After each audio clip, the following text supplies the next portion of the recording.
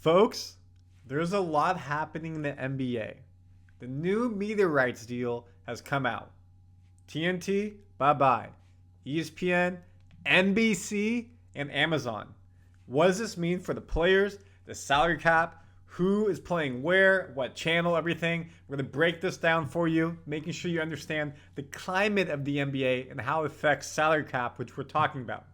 Before we get there, ESPN released a list of the top 25 players of the 21st century.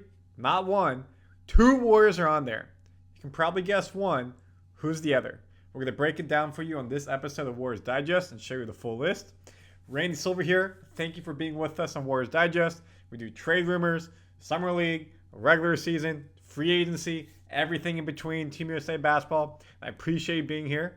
And the fans we're shouting out today, let's take a look. Frankie, Randy, love the energy. Tell your Uncle Adam to stop being such a dynasty killer and rework the CBA.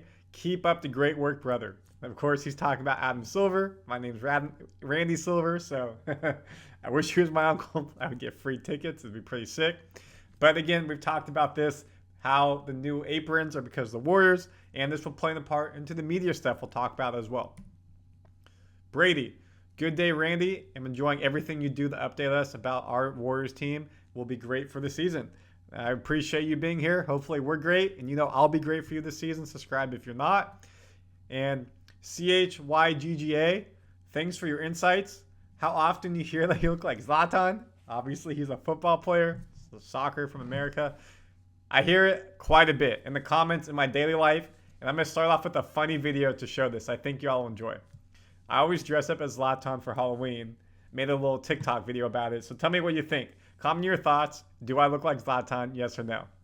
Hey, yo, stand next to a picture of a celebrity everybody tells you look like. It don't matter if they ugly or if they valid, you feel me? Show me what you look like, fool. It's pretty good, right? Pretty good. Oh, not there yet. So thank you so much for commenting and saying that. Let me know your thoughts. And let's get into ESPN's top 25 list. All right. Hard to see, so we're going to make this bigger for you. ESPN's top 25 players of the 21st century, starting with their number 1, LeBron James. 2, Kobe. 3, Stephen Curry. 4, Tim Duncan. 5, Shaquille O'Neal. 6, Kevin Garnett. 7, Nikola Jokic. 8, Dwayne Wade. 9, Kevin Durant. 10, Dirk Nowitzki. 11, Giannis Antetokounmpo. 12, Steve Nash. 13, James Harden. 14, Jason Kidd. 15, Chris Paul. 16, Kawhi Leonard. 17, Manu Ginobili. 18, Allen Iverson. 19, Anthony Davis. 20, Ray Allen. 21, Tony Parker. 22, Draymond Green. 23, Russell Westbrook. 24, Pau Gasol. 25, Luka Doncic. And Luka's already on there, which is crazy. Only going up from here. So, 2 Warriors players. Man right there, Stephen Curry. The other man right there, Draymond Green. No Klay Thompson. You think he's probably between 26 to 30 by being left off. He may have been on there and they put Luka on because he made it to the finals. Klay, 4-time champion, multiple-time All-Pro, 5-time All-Star. But what I think gives Draymond the edge is just Defensive Player of the Year. And I think that puts him over the top because of that individual achievement. It's pretty good. So I feel like Klay's got to be 26 through 30. LeBron James, not surprising with his championships. And of course, what is he? The all-time leading scorer. I want to say he's top 5 in assists, top 10 in rebounds, top 10 in steals. So statistically, it's all happened basically in the 21st century. It has because he got drafted in 2003-ish. So yes, it makes sense. Kobe, all-time legend. Rest in peace. Makes perfect sense. Leaderboard, championships, everything in between. And Steph Curry, your 3-point all-time leader, passing Ray Allen. 4 championships, 2-time MVP, one of those 2 times unanimous MVP, first time ever. So it makes perfect sense.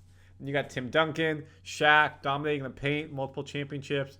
Garnett winning one with the Celtics, his overall stat record. Nikola getting his first title with Denver, his stat record. Dwayne Wade, multiple championship stats. Durant, stats, championships. Dirk got his chip and all-time leading scorer.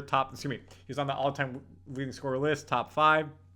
Giannis with his championship and what he's done. And then you get to Steve Nash. So Steve Nash and James Harden, 12 and 13, are your first 2 players without a championship.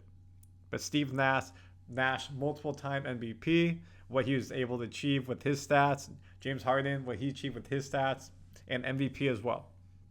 And that's why they're there. Chris Paul, never an MVP, but 21-year career, scoring, assists, steals, floor general. I think maybe he's a bit high. Again, former Warrior, was with us this past year. Interesting. KD, former Warrior, and he won his titles with us, so give credit for him on this list with what he did there. Kawhi, multiple-time champion, makes sense. Manu, multiple-time champion, makes sense. AI, never a champion, but changed the game with what he did in his scoring. AD, champion with the Lakers. He's changed the game at the center position. Ray Allen, champion with the Heat in second, third all-time in threes. Then you got Tony Parker, multiple-time champion with the Spurs. What he did with points and assists. Draymond, defense, and what he's done. Russell, not a champion, but MVP, became the first player in 4 or 5 decades to average a triple-double in the season, and he did it 3 seasons in a row. His peak, prime, unbelievable. Pau Gasol, champion. Luka, not a champion, but he will be a future MVP, and it would be very surprising if he doesn't win at least one championship. So I think it's a pretty fair list. I think maybe I would have Kawhi's been hurt, so his stats wouldn't be there. I don't know. I just think James Harden and Steve Nash a bit high when you look at who has the championships. Disappointed that Klay's not there. If I were to take somebody off for Klay, maybe James, but he's been MVP in the points record, the threes. Everyone else is pretty much a champion on that list. Like maybe over Luka. I mean, not maybe. Then I would take Luka. I just don't think he's done enough yet. I get where he's going, what he's done, but he hasn't won an MVP, hasn't won a championship, and Klay has 4, and is one of the best three-point shooters. Maybe if he doesn't get hurt, he's there. It's a tough question. So let me know your thoughts. Do you like this list? Somebody missing? Should somebody else be there? Who would you take off? And again, it's 21st century, so 2000 and beyond. Looking forward to hearing your thoughts. This could be good comments, good debates in the chat. Let's do it. That takes us to the second part of the video, which is the NBA media rights deal. So, as I mentioned earlier, where are we at? After lengthy negotiations, the NBA announced a 11-year media rights deal with Disney, NBC, and Amazon for 25-26, so 2 seasons from now through 35-36. 75 broadcast TV games per year. I don't know what that's talking about. That's pretty low to me. All national TV games on streaming, so you can get them either ESPN Plus, NBC, which is Peacock, or Amazon Prime. ABC will continue to host the finals. NBC will get All-Star Weekend with TNT now gone. And Amazon will have the NBA Cup, the in-season tournament. And the play-in tournament, so 7-10, 8-9. What does it look like? $77 billion over 11 years. $2.6 billion for Disney, $2.4 billion for NBCU, and $1.93 billion for Amazon. Warner Brothers, TNT tried to match it. They did. NBA said nope. We want to go with Amazon. Why? The reach of Amazon is just so much bigger. Anybody globally can basically watch a game at that point. Now, the thing is, how does this affect again the aprons, the salary cap? So I'm gonna tie it to this, and we're gonna dive a little bit deeper because I want to make sure we're Warriors. So again, this is where we're at for salary right now. 120, 146. It's close to the one. It's really 178. I should show this actually. Where are we at? Let me make it bigger. If you're new here, we've been showing this all the time. This is the breakdowns you get on Warriors Digest. We're at the first tax apron. We're at $533,000 below it. We can't go above it because we're hard capped. So we're at $177,000. That's where our salary is. But when the new media deal kicks in, the salary cap is projected to go way up. $200 million, $300 million in that range between there, meaning players can get bigger contracts. Maybe you can sign more players, but the reason why you wouldn't be able to, in theory, is the aprons will go at the same ratio. So you may not be able to sign players, more better players because of it, but players will get more.